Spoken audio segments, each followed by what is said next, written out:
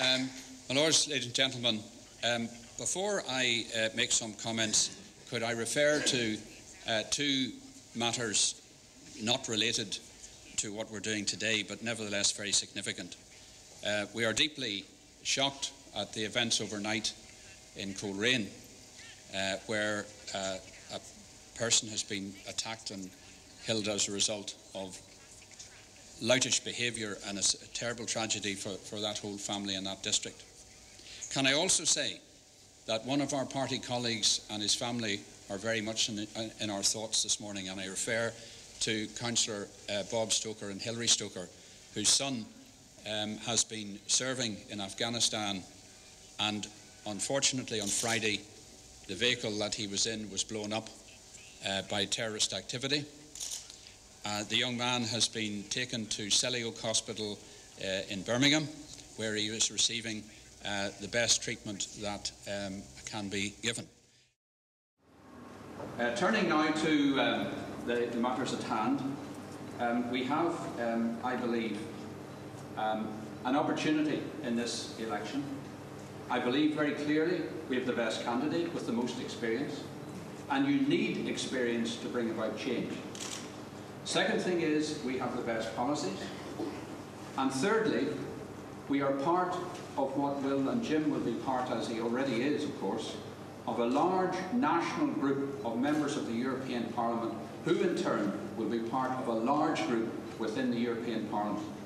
Ladies and gentlemen, you need strength if you're going to influence events. You need strength if you're going to deliver policy. And we have in Jim, and in the national group that he will be part of, and the international group that he will be part of, he has strength. He keeps it a secret, but he won't. Maybe a lot of people don't realise that Jim, as a quaestor in the European Parliament, has had a huge influence on shaping the Parliament that will be elected on the 4th of June. A quaestor has to be elected by the members of the Parliament. And Jim has been elected twice. In fact, he's the only Northern Ireland MEP ever to be elected into these positions. And we seem to forget that. And to get 347 MEPs to put their hands up for you is quite an achievement, and something that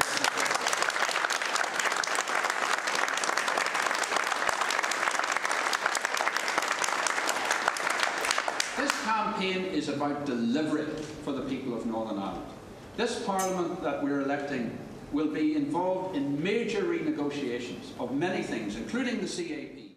And in Stormont, almost 2/3 of what we do is related in one way or another to Europe, and it's even greater elsewhere. And that's where we have to concentrate and get people to realise there are bread and butter issues here that we have got to focus on, as well as, I know it's hard to compete with the expenses, but at the end of the day, it's a fact that Europe matters to the bread and butter of everybody in Northern Ireland.